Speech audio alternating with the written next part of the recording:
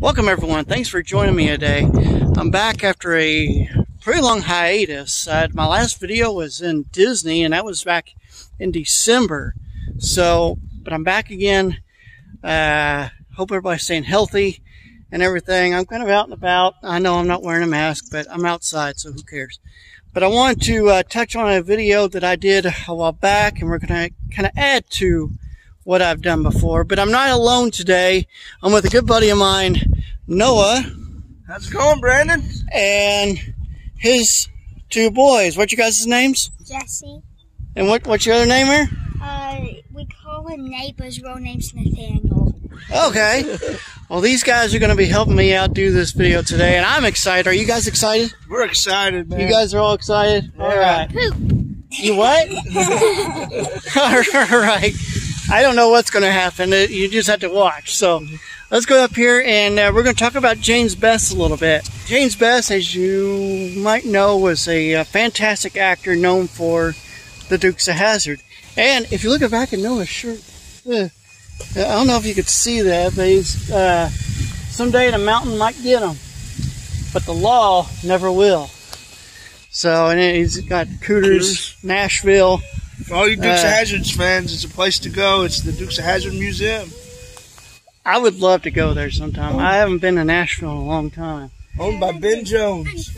But behind me here, right here, is the childhood home of Mr. James Best, who was Roscoe P. Coltrane on the Dukes of Hazzard.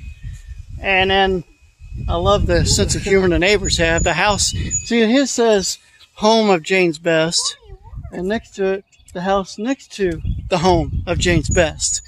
You know, the interesting thing is that, I don't know if I think you know about this a little bit, was that Governor Frank O'Bannon and James Best worked together as teenagers in a grocery store. They were like baggers or something like that.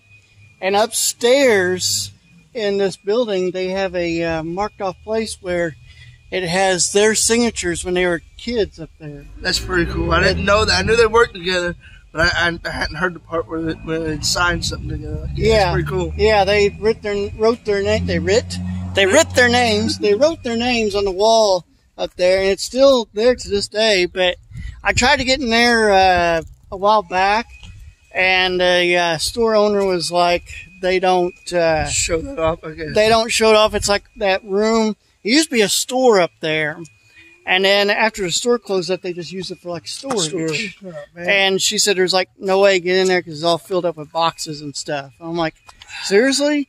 You got a historic thing there, and you're going to cover it up? Just take a picture of it and show it to people.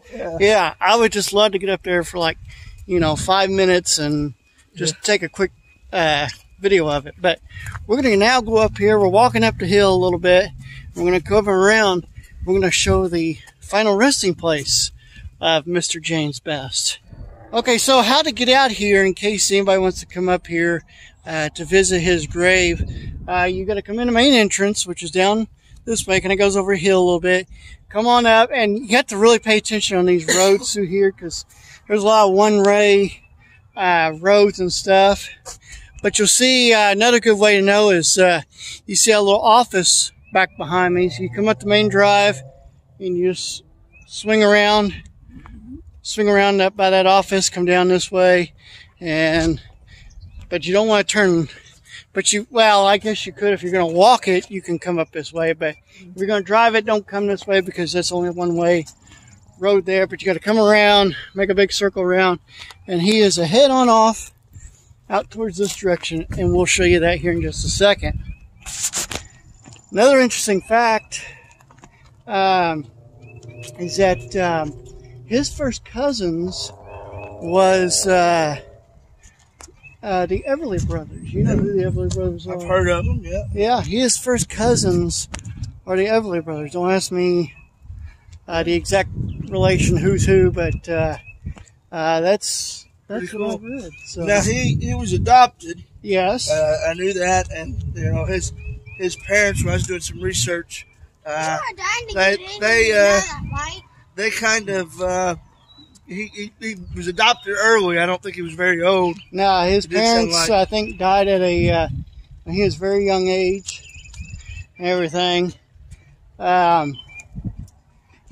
that is true. He was adopted at a very young age and everything, and the stories I've heard about him was no matter how famous he got, he was still just as pleasant of a person to talk to. I'll tell you a funny story. I was talking to my grandma when we were researching this a little bit, and my grandma told me that he used to come back here, it'd been probably in the 80s, I may be wrong on that, and done different things here in Corden, after he got his fame. Yeah. I never forgot where he was from, but he talked on his CB radio, and my grandpa can remember talking to him, I guess. My grandma remembers my grandpa talking to him on the CB radio. I don't know how much truth there is there. That's what my grandma said, and she can remember him doing that. That's but awesome. I think I heard somebody else said he had a replica of one of the chef cars that he drove around, and he had a CB in it. And, oh, wow. That's pretty cool. Awesome. So he is buried just down this way, just a little bit. I'll show you an easy way to know his grave, and you can always kind of line yourself up with it. I come out here the other day to look, and I spent about a good hour or so looking for his grave. But let's see, he is right up. He's right up here. He's got a little blue flag next to his marker, so that's another easy way to tell. But how long that will stay there, I don't know. All right, so here is the final resting place of Mr. James Best. So many memories of this guy. I was telling the boys when I think of Dukes of Hazzard, I think about growing up and with my mom. My parents were divorced, but at my mom's, we always watched Dukes of Hazzard. A lot of shows that I can remember when I was a kid. My dad would watch Seinfeld, and I couldn't stand Seinfeld. And I can remember MASH, and didn't really care much for MASH. I love MASH. Now, when I got older, I liked it. Yeah. I think Seinfeld's funny now, and I think MASH is good. But Dukes of Hazzard was one of those shows that I got into when I was young that I still like, and just a lot of memories of watching that with my mother and my brother, and it was a family show we'd sit down and watch, Yeah. And I think that's pretty cool. Yeah, it is. And he was also, as you can see, he was a World War II veteran, so not only I didn't just respect him just for being an actor, but I have a lot of respect for him because he was a veteran in World War II. Let's see, was he in the Air Force, I do believe. Yeah. And so I have much respect to this man. So, and then next to him, but the only Bests that are buried out here in the cemetery is his adoptive parents are buried right here too. So that's another kind of way you can always know where he's at, is by looking for this monument. And there's some fishers that are buried in front of him.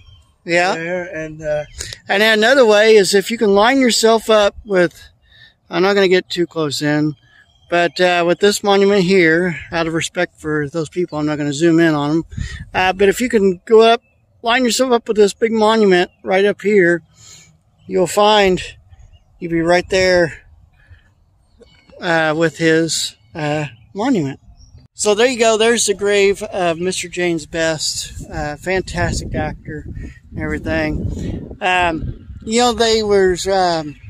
He was talking about how he got that part, and when he auditioned for it, he said, "How do you want me to speak?"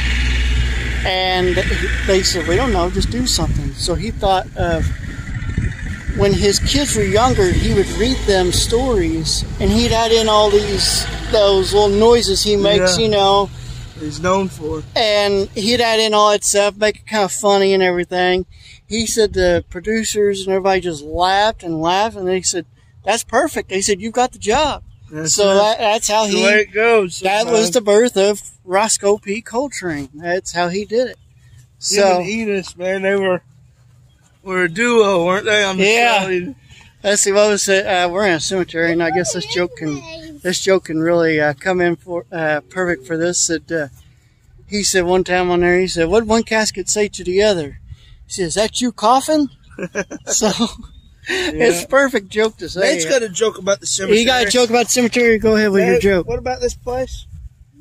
People are dying to get in. People are dying to get in here. People are dying to get in here. Hey, he's not wrong. So we're gonna walk up here. I know they got a funeral going on, so we're gonna make this really quick up here. So we don't.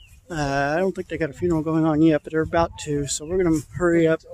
I want to show you one more famous grave. I know I've done it before, but here's the former governor of Indiana, Governor Frank O'Bannon. This is where his final resting place is. And he passed away in 2003 from a stroke when he was at a meeting up in Chicago, I think it was. So he's got a very beautiful monument. It's kind of strange because, you know, here you see these rows and everything, you know, back on each side of me. But his is just kind of stuck right there in the middle of a row. It's kind of odd, but hey, you know, he's a governor. He can do whatever he wants. So that's going to wrap it up, I think. And I want to thank Noah. And what's your names again? Jesse, and we call him Nate, but his actual name is Nathaniel. All right. I want to thank you guys for joining me today. This is a lot of fun. It is. Maybe we'll do something else sometime. I was going to tell people, Brandon, real quick, too, the way they can find these things. If you guys want to get into the gravesite thing, it's a lot of fun.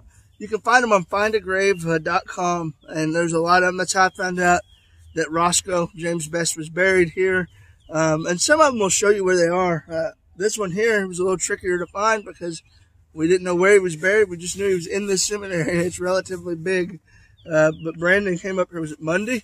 Yeah, Monday or Tuesday one. I came out here and spent about a good hour walking this whole cemetery, trying to find it. Luckily, I didn't have to walk the entire cemetery. But it took me a good hour to at least to find him. And yeah, there is, and yeah, you can get on that website and you can type in famous grave search there and type in pretty much any celebrity and you can find them on there. And you can look them by cemetery too. And that's what's really cool is finding some of our veterans that are buried. I'm getting ready to go do one of our guy that's buried in Orleans, Indiana. At the he's a Revolutionary War vet. You know, a lot of Civil War vets, and I'm sure there are here too, as well. So it's kind of a neat thing just to get out and do. Yeah. So, all right. Well, that's going to do it, and I want to thank you guys for joining me, and I will see you next time. Bye bye.